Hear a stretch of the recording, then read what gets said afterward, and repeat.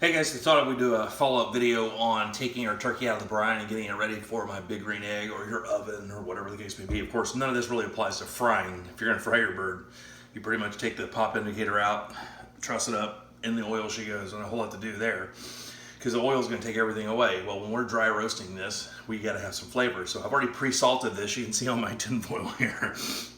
I have a lot of salt. We salted the cavity very, very, very well. And you can see that's the veggies and the herbs. See how they didn't kind of destroy? They just kind of still look nice and fresh because it was good and cold. And it came out great. You should have smelled that brine this morning. It smelled great. Honestly, it did. So we're going to go ahead and prep our pan and get it ready. And I'll show you how I do it, how I've produced some pretty good turkeys over the last few years. Like I said, we have a good salt. So we're going to pepper this up pretty good. Now, black pepper. I'm kind of with my buddy Brian Thoman over at Canvas. He likes salt. Black pepper can take something over, so pepper is a balancer. So we want to put, some pepper on there for sure, but you don't need to go crazy with it. Turn the bird over real quick.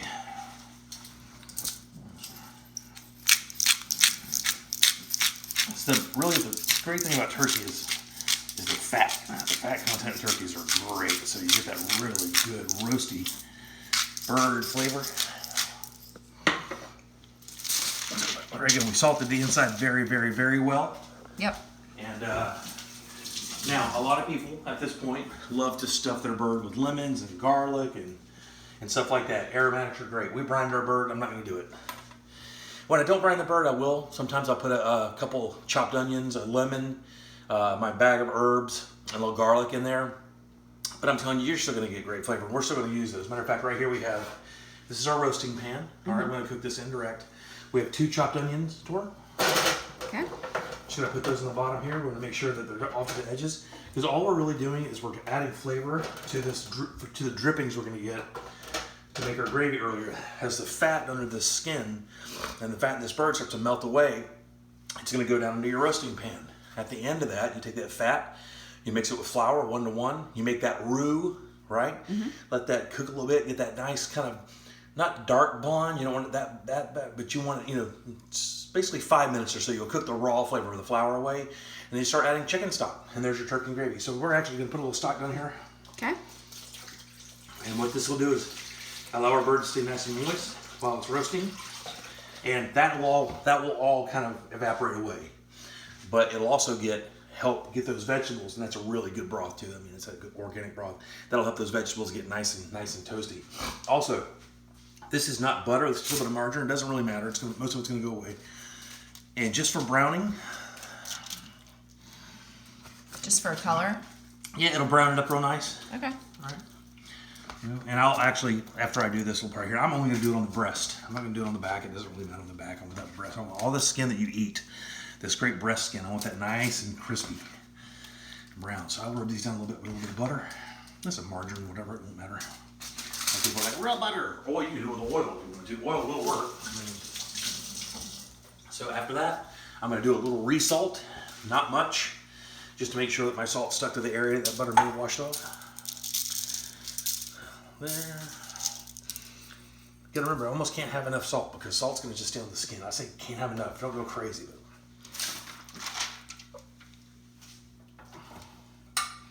And there she blows. And that bird is going to roast at 3. Look, there's 2 ways to do it. How much time do you have? 350 for about 3 hours. 325 for anywhere from 4 to 4.5 hours.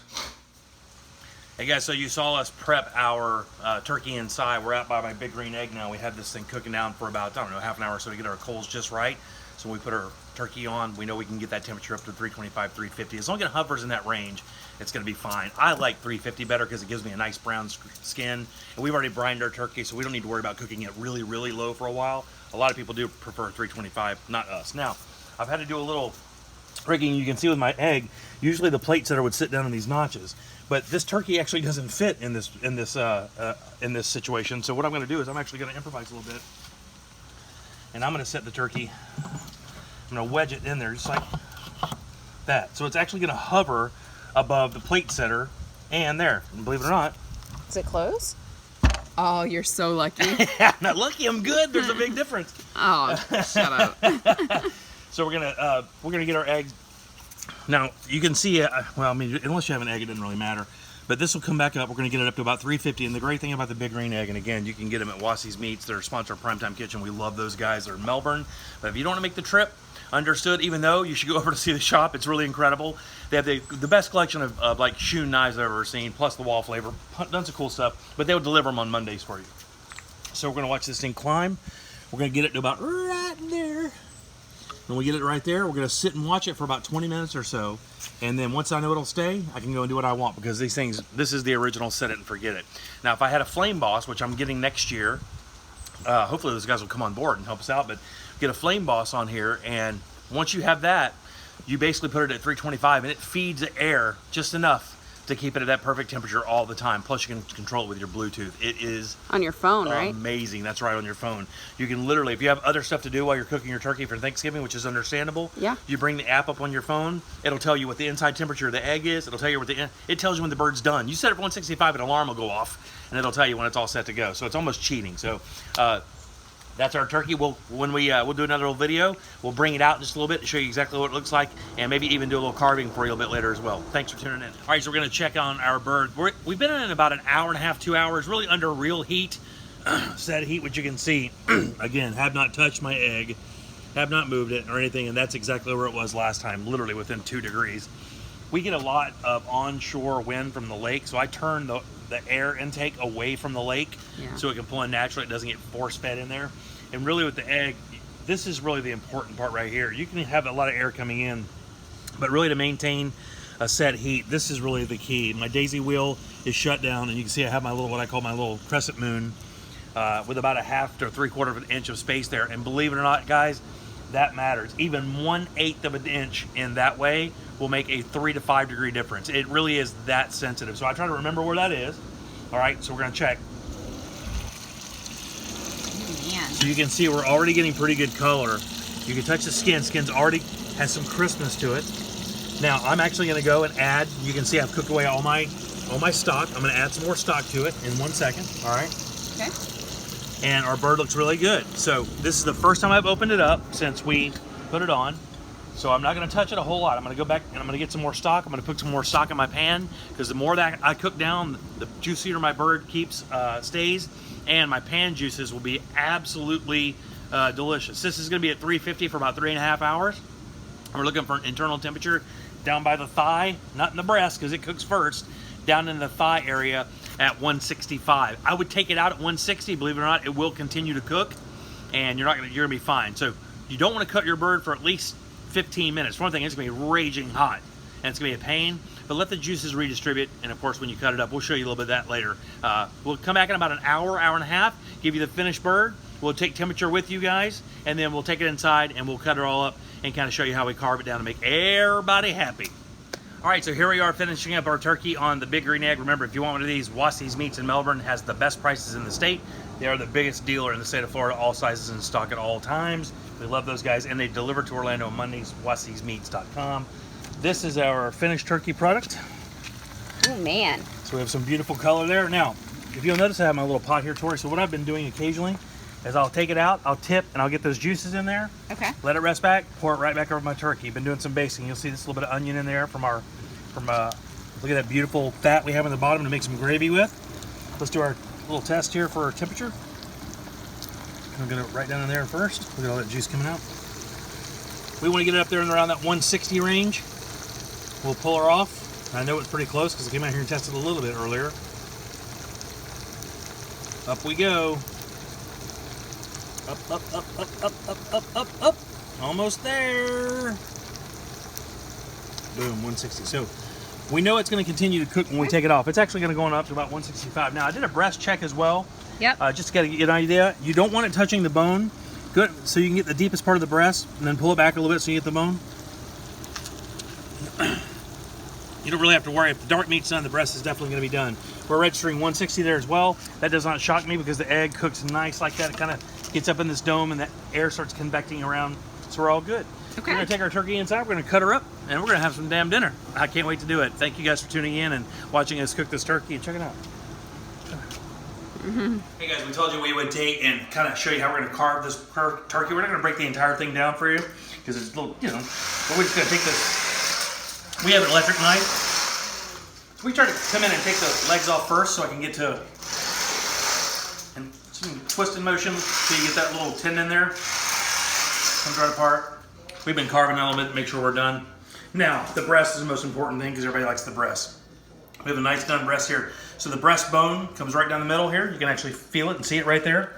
It's just like a chicken breast. What you want to do is come straight down beside that bone of your turkey.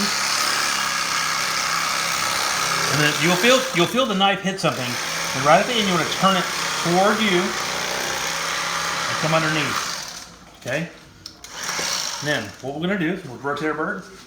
We'll come up underneath.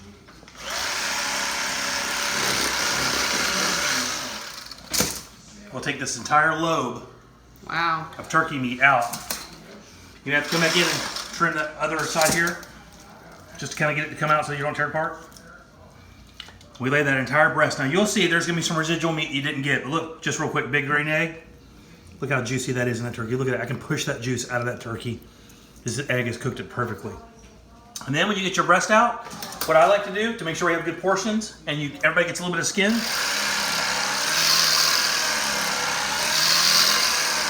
you'll see, even though I'm using an electric knife, I'm still using the same technique I would use if I'm cutting with a regular knife. And we talked about why I use the electric knife.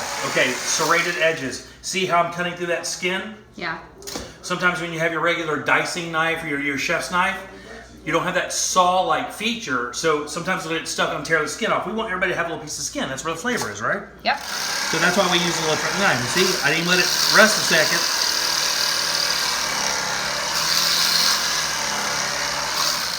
We let our bird rest about 15-20 minutes. When we cut it up, we have this beautiful breast meat ready to go. And then, of course, to get that on your pan, take any knife you can, right underneath, transfer to the plate, push off, and then just kind of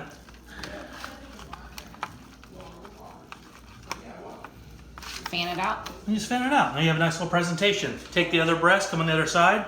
Set your thighs, your legs in the middle. Yep. And all your little trim meat. This is just great to have because this is great. This is the turkey sandwich. Turkey salad is something people don't make enough. I take this meat here because I know it's going to stay on the bone, and I'll pick this off this carcass just like this, and I'll pull it to the side because we have enough meat for everybody, and I'll turn that into a beautiful turkey salad with walnuts, raisins, a little bit of celery and some poppy seed, mayo, and a tiny bit of mustard. Man, on a crusty roll after Thanksgiving, that's a cool, different way you're looking at that leftover turkey sandwich as well. So we're going to have some food, guys. So hope you enjoyed all the stuff we've done, taking you step by step from brining our bird to roasting it on the egg to carving it down. Whole family's here. You can hear them outside. I'm going to grab a beer. My boy just walked in with the tea, so we're about to eat. So happy Thanksgiving from Primetime Kitchen. From me, Jim, my wife, Tori.